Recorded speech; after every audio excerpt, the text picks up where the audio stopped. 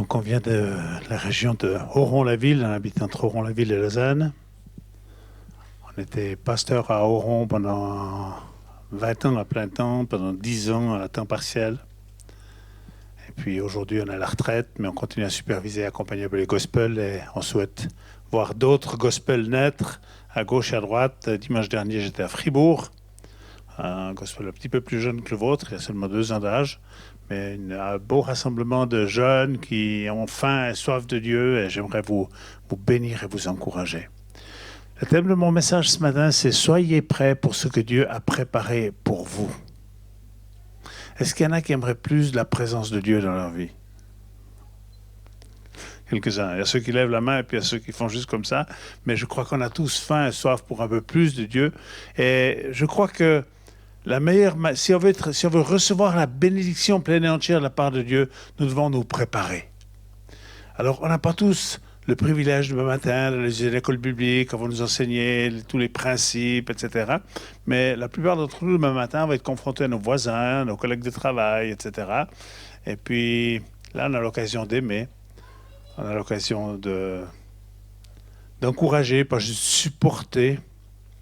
Puis je crois que ça, c'est toute une école, hein. Il y a beaucoup de choses. Parfois, un des dangers que je vois dans le christianisme, c'est qu'on reste à un certain niveau. J'ai beaucoup aimé ce que Sandra a dit tout à l'heure, ce que toi tu as dit dans l'introduction de la scène. Et tu parlais de l'aspect de ce que Jean-Baptiste a enseigné, la repentance, etc. Et souvent, on se repent pour des choses un tout petit peu comme ça, basiques. J'ai encore eu une mauvaise pensée, ou j'ai eu une mauvaise action, donc je demande pardon à Dieu. Mais je crois que Dieu aimerait nous conduire plus en avant dans cela. J'aimerais partager avec vous 2 textes de la parole de Dieu avant de les développer un tout petit peu. Le premier texte, c'est une parole du prophète Ésaïe qui se trouve au chapitre 40. C'est une prophétie qui est adressée à Jean-Baptiste qui va venir beaucoup plus tard. Et Jean-Baptiste est venu pour préparer le chemin du Seigneur, préparer la venue du Messie, du Sauveur. Et je crois qu'aujourd'hui, Dieu nous invite aussi à préparer le chemin pour nous-mêmes, mais pour ceux qui sont autour de nous. Lisons Ésaïe 40, je vais lire à partir du verset 3, je vais lire jusqu'au verset 5 seulement, 3 versets. Une voix crie, préparez au désert le chemin de l'Éternel, aplanissez dans les lieux arides une route pour notre Dieu, que toute vallée soit éhaussée, que toute montagne et colline soient abaissées, que les coteaux se changent en plaine, et les défilés étroits en vallon. Alors la gloire de l'Éternel sera révélée, et au même instant, toute chair verra que la bouche de l'Éternel a parlé.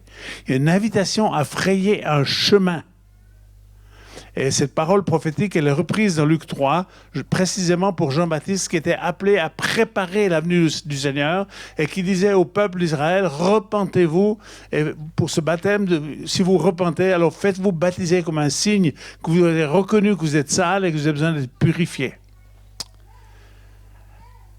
Mais je crois qu'aujourd'hui, Dieu veut préparer un chemin pour que la gloire de Dieu revienne.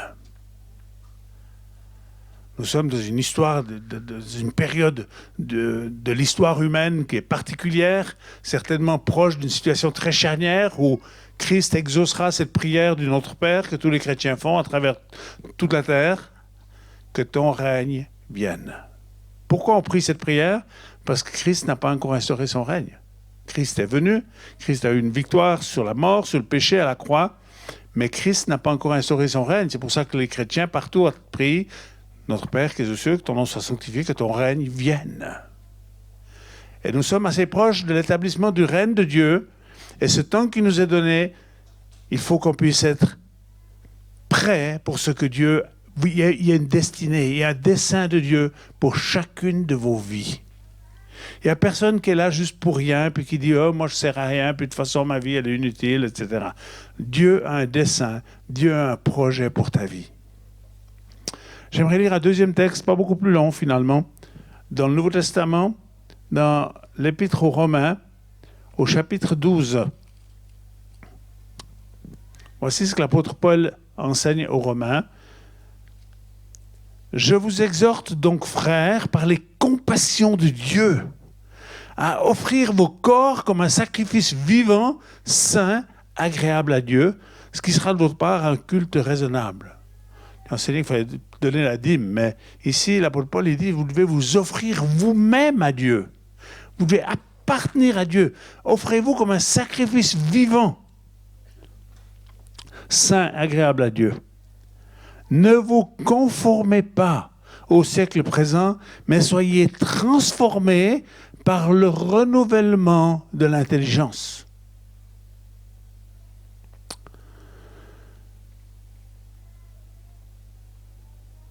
Vous avez remarqué que pour arriver à l'endroit où il y a la gloire de Dieu, il y a des collines, il y a des montagnes, il y a des vallées.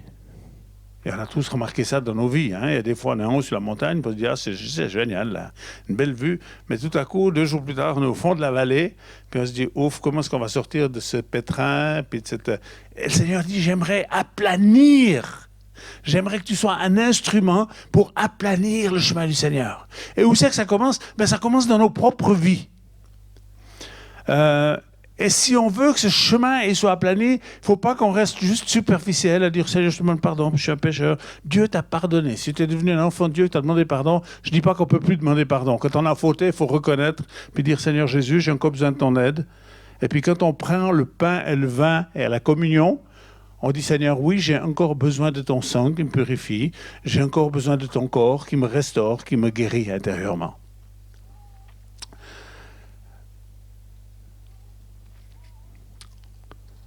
Si on veut permettre que ce chemin soit planifié, il faut qu'on apprenne à se laisser modeler par le Seigneur. Si tu es fâché, que tes collègues travaillent, tu n'arrives pas à supporter ton patron, parce que tu n'es pas prêt pour ce que Dieu a préparé pour toi. Puis Jésus ne nous a pas juste demandé de supporter, il nous a demandé d'aimer. Alors certains, c'est assez facile, c'est relativement facile, mais pour d'autres, c'est quand même un petit peu plus difficile, hein? On a tous des personnes où on se dit oups, c'est pas la personne la plus aimante ou la plus sympa, elle m'a fait un mauvais coup, elle a peut-être triché, elle a peut-être raconté des histoires derrière toi, etc. Et puis pourtant Dieu dit aime. Quand les gens sont venus chez Jean-Baptiste pour dire qu'est-ce qu'on doit faire, alors tu dis tu es venu pour aplanir le chemin, c'est quoi qu'on doit faire? Puis Jean-Baptiste il dit mais si tu as 2 tuniques, ben, tu en offres une à celui qui en a point. Si tu as de quoi manger, tu offres une partie de ta nourriture à celui qui a faim. Tu offres une partie de ton vêtement à celui qui a froid.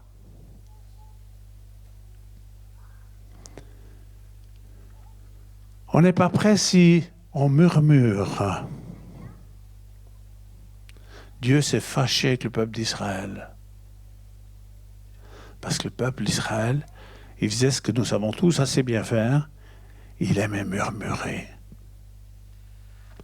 Moïse, il nous énerve, hein? Il se prend la tête, Moïse. Puis Aaron, son frangin, c'est pire encore. Et chaque fois que le peuple d'Israël a murmuré, Dieu était fâché. Et Dieu a dit, je ne les supporte plus. Je crois que dans la vie, on a parfois le droit de ne pas être d'accord avec quelque chose. Hein? Il n'y a pas que de dire oui, oui, amen à tout, puis à tout le monde. Mais tout ce qu'on fait par derrière, ce qu'on n'ose pas dire en face, mais que finalement on raconte par derrière, ce sont des choses qui créent des vallées et qui empêchent la manifestation de la gloire de Dieu. Quand il y a la colère qui vient, je ne sais pas s'il y en a qui connaissent ça, la colère, mais il y a aussi quelque chose qui est très proche de la colère, c'est par exemple le mutisme. C'est que tout à coup on fait la gueule. J'ai rencontré des hommes qui étaient capables de se taire pendant 3 semaines. Je n'adresse plus la parole à personne dans la maison. Comme ça, je suis qui? Tu parles gros méchant, j'ai rien dit. Mais c'est aussi terrible que la colère. Hein? Est-ce qu'on est sorti de nos colères? Est-ce qu'on est sorti de nos mutismes? Et si ces choses sont en nous, bien, on n'est pas prêt pour accueillir ce que Dieu veut faire. On n'est pas prêt pour accueillir cette gloire de Dieu. Il est dit, si on fraye ce chemin, alors la gloire de l'Éternel apparaîtra. Alors la gloire de l'Éternel sera révélée. Et on veut que cette gloire de Dieu soit révélée. Le non-pardon. Les histoires de famille. Là où tu étais lésé dans un héritage, là où on a mal agi à ton encontre, où c'était faux, là où tu étais rejeté, peut-être abusé. pardonner. C'est difficile, hein? Moi, j'ai trouvé Jésus assez surprenant parce que Jésus, il nous dit « Bénissez vos ennemis ». Et quand l'Esprit de Dieu est venu souligner ça dans ma vie, c'est une personne, un frère de la foi, un ami de la foi, mon meilleur ami, m'avait offensé profondément. Il y a une jalousie, on était des potes, et un beau jour, il est venu me voir et il m'a dit des choses qui m'ont profondément blessé. Et je dis, Seigneur, je ne peux pas vivre comme ça. Parce que vous savez, il y a quelque chose qui se met en route et ça tourne en boucle. Hein. Et là, vous devenez un ruminant. Et puis, et sur le moment, tout de suite, à chaud comme ça, il m'a dit, si je t'ai offensé, ça n'aurait pas besoin de dire, c'était fait, il m'a dit, si je t'ai offensé, je te demande pardon. Et moi, je voulais être un bon chrétien, donc j'ai dit, pas de problème, je te pardonne. Les choses étaient rentrées à l'intérieur. Elles ont commencé à faire leur travail. Et moi, je n'ai pas l'habitude de vivre comme ça. Donc j'ai dit à Dieu, je ne veux pas vivre comme ça. Et puis, j'ai entendu la petite voix intérieure qui m'a dit, bénis-le. J'ai dit, Seigneur, surtout pas. Moi, j'ai une meilleure idée. J'aimerais que tu m'aides à le punir. Dites-moi que vous n'avez jamais eu ces idées-là. Seigneur, j'aimerais que tu m'aides à le punir. Si tu arrivais à lui attraper l'oreille et tu tires et tu tournes pour que ça fasse mal, il mériterait d'être puni. Alors j'ai continué à ruminer encore 2 jours. J'étais très mal. Puis après 2 jours, Seigneur, j'ai dit, Seigneur, je fais quoi maintenant? Il m'a dit, bénis-le. J'ai dit, Seigneur, on a déjà parlé de ça, tu n'as pas une autre solution? Il m'a dit, bénis-le. Et j'ai commencé à le bénir en serrant les dents, en espérant que Dieu ne le bénisse pas trop. Quand on est blessé, c'est pas si facile de juste pardonner. Mais quand j'ai commencé à faire ce que l'Esprit de Dieu me disait, ce que Jésus enseigne, en disant bénissez vos ennemis, tout à coup, toute cette amertume, toute cette blessure intérieure due aux paroles qui ont été prononcées sur moi, qui m'ont offensé, eh bien, ça a disparu. Alors le souvenir il reste, je me souviens, parce qu'on n'oublie pas, parce que c'est inscrit à quelque part sur dans notre mémoire. Mais vous pouvez me dire, mettre le doigt là où il a fait mal, ça fait plus mal, c'est guéri. Et ça a guéri parce que j'ai commencé à le bénir à l'espace de quelques semaines. C'était totalement guéri comme une plaie qui guérit, qui se restaure normalement. Donc le pardon est important. Bénissez ces gens qui vous ont blessé, ces gens qui vous ont trompé. Ne vous laissez pas enfermer dans une prison de victimes. L'ennemi aime beaucoup nous enfermer dans une forme de victimation, où les victimes, puis on commence à se comporter comme victime. De toute façon, j'étais victime. De toute façon, je ne peux pas vivre normalement parce que je suis une victime. Jésus est venu pour nous guérir. Et Jésus veut que ces vallées soient rehaussées, que ces collines soient abaissées pour que la gloire de Dieu puisse couler dans ta vie, pour que ta vie devienne un instrument de bénédiction pour les autres. Dieu veut ça. Et c'est par rapport à ça qu'on a parfois besoin de se repentir. Et se repentir, vous savez, je suis un tout petit peu allergique au terme parfois repentance qui est utilisé de façon superficielle. Moi, je me suis repenti pendant des années pour les mêmes choses.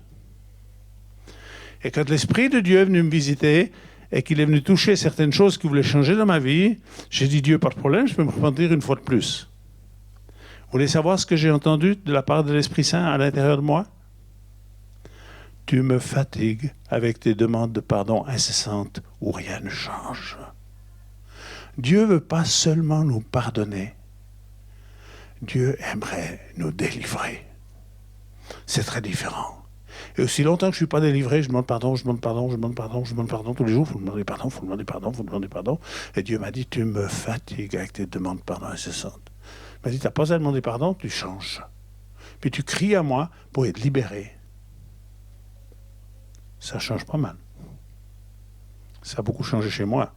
Alors, je ne suis pas en train de dire qu'il faut plus se repentir si on agit mal, si on a fait des choses fausses. Il faut savoir demander pardon aux humains. Il faut savoir se dire, d'ailleurs, voilà, j'ai encore besoin de ton sang qui me purifie quand je prends la Sainte Seine. C'est aussi pour ça qu'on continue à se mémorer ce que Christ a fait et dire, oui, je prends la Sainte Seine parce que j'ai besoin de ta grâce, j'ai besoin de ton pardon. Je prends le pain parce que j'ai besoin de cette restauration et de cette guérison. le ressentiment, le mensonge sont des obstacles pour que cette gloire de Dieu puisse venir. La susceptibilité. Je ne sais pas s'il y en a qui savent ce que c'est la susceptibilité. Moi, j'ai été confronté à ça. Et je pense qu'on a tous une petite dose. Certains peut-être une plus grande. Moi, je pense que j'avais une assez grande dose de susceptibilité. On ne sait pas toujours d'où ça vient. Hein? Parce qu'on a hérité des bonnes choses, puis on a aussi hérité des moins bonnes. Et puis, on a une nature de péché qui nous caractérise tous. La susceptibilité, c'est un poison qui nous détruit. Et à un moment donné, il faut dire, Seigneur, je veux sortir de cette prison. Il y a plein de prisons invisibles dans nos vies qui veulent comme nous enfermer et dire, ça c'est ton cercle d'action. Tu ne peux pas en sortir. De toute façon, tu sais que tu as loupé là, puis tu as loupé ça dans ta vie. Non, c'est pas ce que la parole de Dieu dit. La parole de Dieu, elle dit que Dieu choisit les choses qui sont folles aux yeux du monde pour confondre les sages. Qui choisit les choses faibles aux yeux du monde pour confondre les fortes. Donc ça nous laisse une bonne opportunité à chacune d'entre nous. Ne laissez pas la susceptibilité, ne laissez pas la convoitise. Dieu vous a donné l'autorité pour dominer. Et puis, si vous ne méditez pas la parole de Dieu, vous ne devez pas méditer la parole de Dieu par un devoir religieux. Pourquoi est-ce qu'on lit la parole de Dieu? Pourquoi est-ce qu'on la médite? On ne devrait pas seulement juste la lire, on doit la méditer. Parce que l'objectif, c'est pas de dire, ah, j'ai lu, bon, ma conscience est tranquille, j'ai lu un chapitre aujourd'hui, ou j'ai lu un verset. Quelle est la motivation pour ouvrir ta Bible et la lire? C'est pas pour faire plaisir à Dieu. C'est pas pour un devoir religieux. Ce ne sont pas les bons motifs. La raison pour laquelle la parole de Dieu nous est donnée, c'est pour que je m'imprègne de la pensée de Dieu. Pour que ce que Dieu dit soit à l'intérieur de moi. Si je ne médite pas la parole de Dieu, si je ne connais pas la parole de Dieu, je vais être sans force pour résister à l'ennemi. Et l'ennemi, il nous attend tous au tournant. Jésus est très clair à ce sujet. Dans Jean 10, verset 10, il dit, le voleur est venu pour dérober, égorger, détruire, mais moi je suis venu pour que tu aies la vie et une vie en abondance. La gloire de Dieu sur ta vie. Mais l'ennemi va se pointer et Dieu t'a donné une autorité pour lui résister. Le diable est venu contre Jésus, dans Matthieu 3. Il est venu le tenter et il a utilisé même la parole de Dieu pour tenter Jésus. Et Jésus, chaque fois, lui a répondu avec une autre parole de Dieu, en disant, il est aussi écrit. Et ainsi de suite. Et nous devons être capables de résister à l'ennemi, sinon, il va nous faire prisonniers quelque part. Et vous n'aurez pas l'autorité pour lui résister si vous ne connaissez pas vos droits, si vous ne connaissez pas les promesses de Dieu, si vous ne connaissez pas l'autorité qu'il vous a donnée. Vous avez reçu une autorité. Jésus le dit d'une façon tellement claire dans Luc 10 au verset 19, il dit « Voici, je vous ai donné le pouvoir de marcher sur les serpents, sur les scorpions et sur toute la puissance de l'ennemi, et rien ne pourra vous nuire. » Waouh! Il nous a donné une autorité. Donc des fois, on se laisse faire, puis on dit « Ah, mais je suis victime, puis le diable il est après moi. » J'ai tant de chrétiens qui sont venus me voir en me disant « Pasteur, le diable est après moi. » J'ai dit « Qu'est-ce qu'il te dit ?» Ah, il me dit que je suis nul, il me dit que je ne suis pas un bon chrétien, puis je suis culpabilisé, puis je me sens condamné. J'ai dit, OK. J'ai dit, jusque-là, tout est normal, ça va. J'ai dit, qu'est-ce qu'il dit le Saint-Esprit? Il me dit, jamais entendu. J'ai dit, il faut régler le poste différemment, hein. T'es pas sur la bonne longueur d'onde. Écoute ce que l'Esprit de Dieu dit.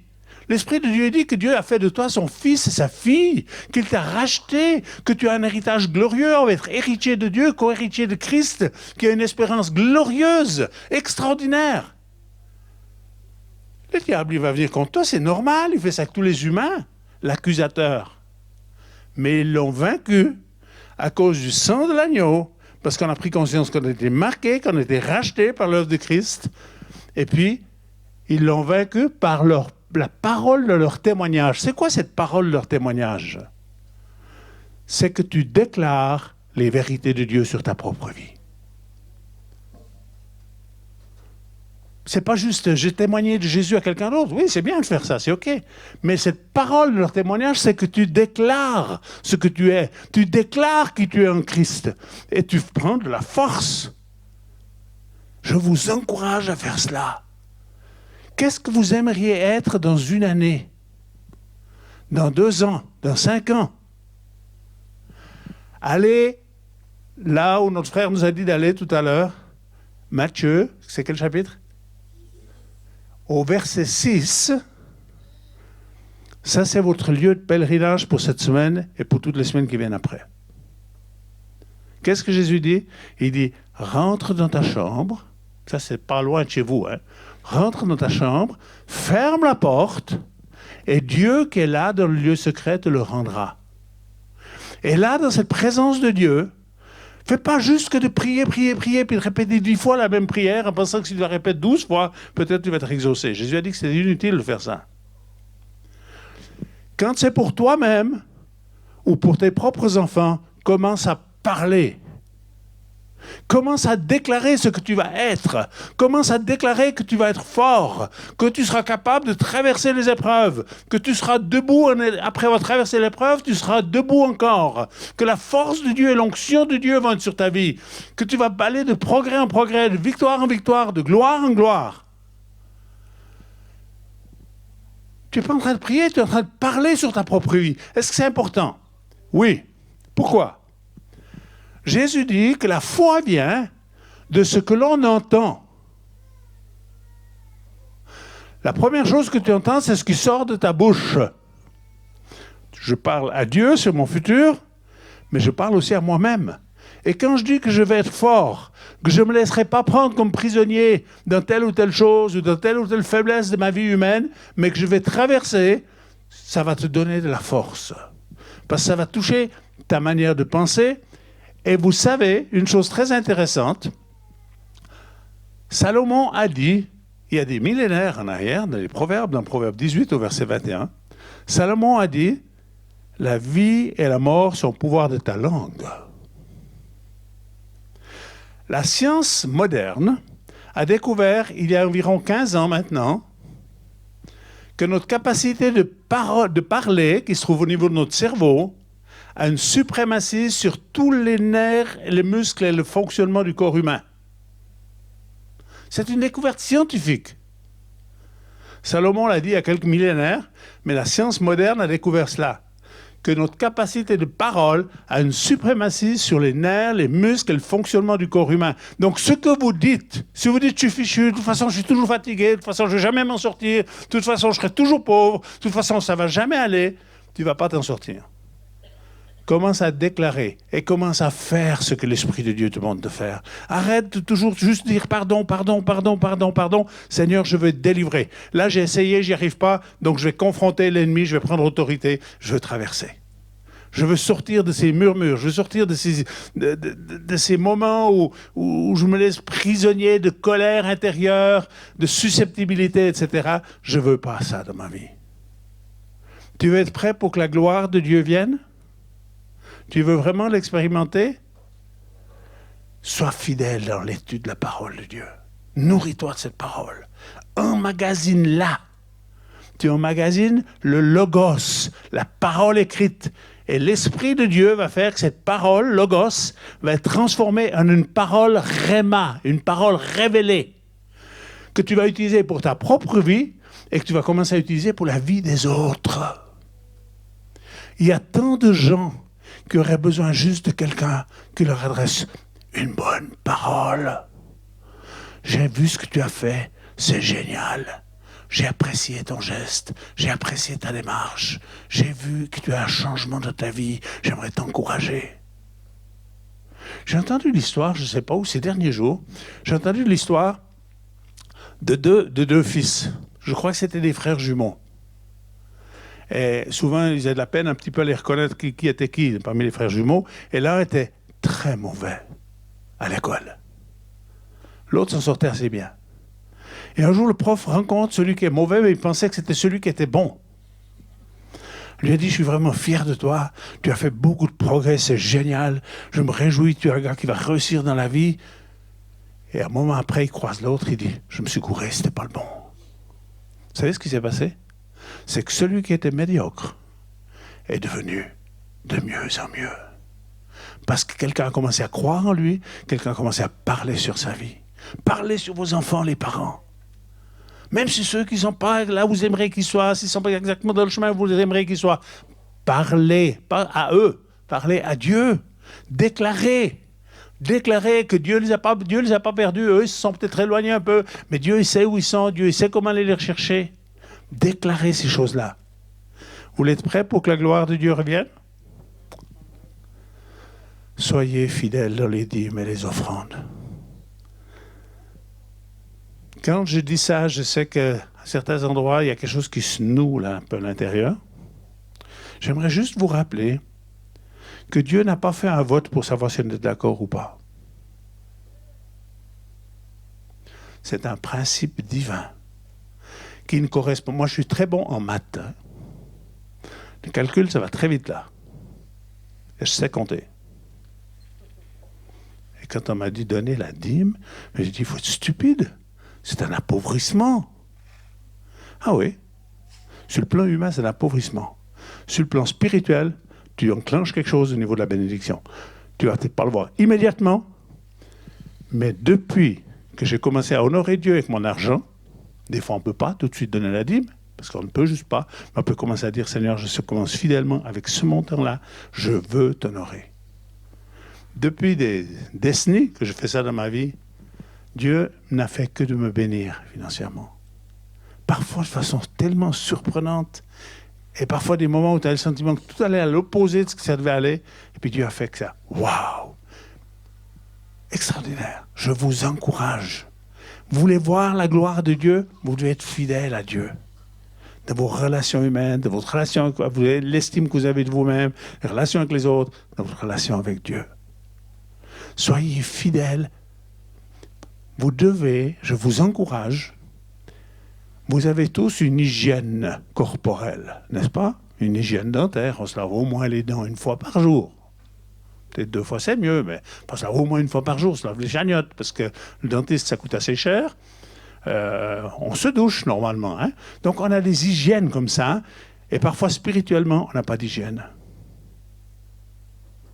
Il faut que tu aies une hygiène minimale spirituelle. Mais moi, je n'ai pas le temps. Non, ça, c'est un mensonge. On a toujours le temps si on veut. Et Dieu n'est pas en train de te demander, il faut prier pendant des heures. Il y a des fois, on peut prier longtemps parce qu'on est rentré dans la présence de Dieu, on peut prier longtemps.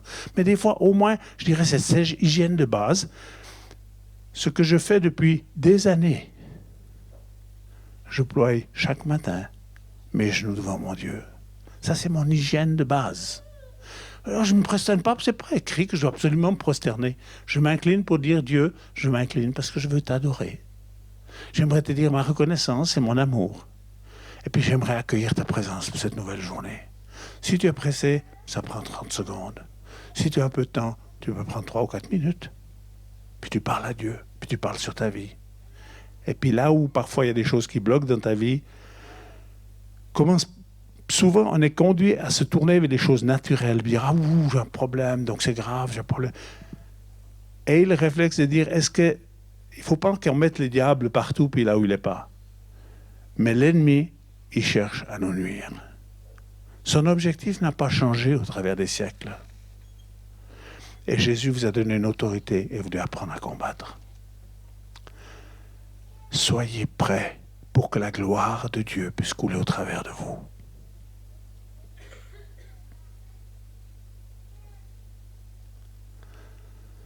Considérez ces points que j'ai partagés. Puis là, de dire, Seigneur, dans ce domaine-là, j'y arrive pas parce que mon voisin, vraiment, il m'énerve. Puis ça fait des années qu'il tond le gazon juste au moment où moi, j'ai envie de me coucher ou le dimanche après-midi. Puis même dans ma famille, il y a des histoires d'héritage. Et puis je me suis fait voler, etc. Tourne-toi vers Dieu, crie à Dieu. Dieu a la capacité de nous faire sortir de n'importe quelle situation, la plus compliquée, la plus sombre, la plus profonde. Mais Dieu a besoin de ton oui pour que ça puisse se produire. C'est pas juste une petite prière puis ça se passe. Dieu a besoin de ton Seigneur, je le veux. Seigneur, je vais prendre possession de ce qui m'appartient. Je vais vivre selon les principes divins. Est-ce que c'est important? Oui. Pourquoi c'est important? Parce que vous allez être les bénéficiaires de ce que vous faites pendant votre vie terrestre. Vous allez être les bénéficiaires. Le monde chrétien a eu un concept un petit peu faussé. Nous croyons au salut par la foi. On est sauvé par la grâce, au travers de ce que Christ a fait. Excellent. Dans le monde évangélique, et la réforme a rapporté cela mis beaucoup sur le devant, le salut par la foi. Et je dis Amen. Chez nos frères catholiques, ils ont pensé que les œuvres étaient co-rédemptrices. Si on fait bien, là, on peut peut-être mieux sauver quand même que si on fait mal. Mais la Bible dit que c'est par la foi. C'est pas parce que tu as fait juste que tu es sauvé. C'est parce que tu as reconnu que tu avais besoin du Christ. Et la grâce est un cadeau de A à Z. Mais, et parfois par opposition à nos amis catholiques, je dis amis parce que j'ai beaucoup de frères catholiques. J'ai beaucoup de respect pour eux.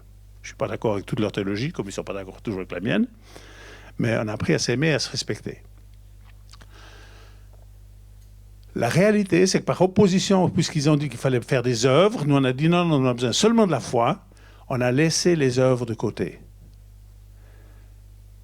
Mais là où on va se retrouver, quand notre vie terrestre va s'achever, soit parce que le Seigneur revient, soit parce que notre vie est terminée, parce qu'on a accompli notre destinée, c'est en présence de Christ. Et pour tous ceux qui sont des enfants de Dieu, personne ne va être condamné, personne ne va être jugé dans ce lieu-là. N'ayez pas peur. Ce sont les graciés qui vont se retrouver là. Sur catholiques, sur protestants, sur orthodoxes, tous ceux qui ont reconnu le Christ comme sauveur et Seigneur de leur vie vont se retrouver dans ce lieu. Qu'est-ce qui va se passer dans ce lieu? Une chose particulière. Tous sont sauvés. Chacun, vous pouvez lire ça dans 2 Corinthiens 5 au verset 13, chacun recevra selon le bien ou le mal qu'il a fait naître dans son corps. Des fois on dit au Seigneur, donnez de l'argent, puis quand même, vous croyez que Dieu va rester indifférent à ce que vous avez fait, que tu as aidé le plus pauvre, que tu as secouru, tu as encouragé, tu as aidé, tu as été un bon papa, une bonne maman, un bon patron, un bon collègue. Tu auras des récompenses, même pour les choses les plus simples, les plus anodines, il y aura une juste récompense. Laissez l'Esprit de Dieu vous préparer. Puis pas seulement, Seigneur, je demande pardon parce que j'ai mal fait. Je veux changer. Je veux être délivré.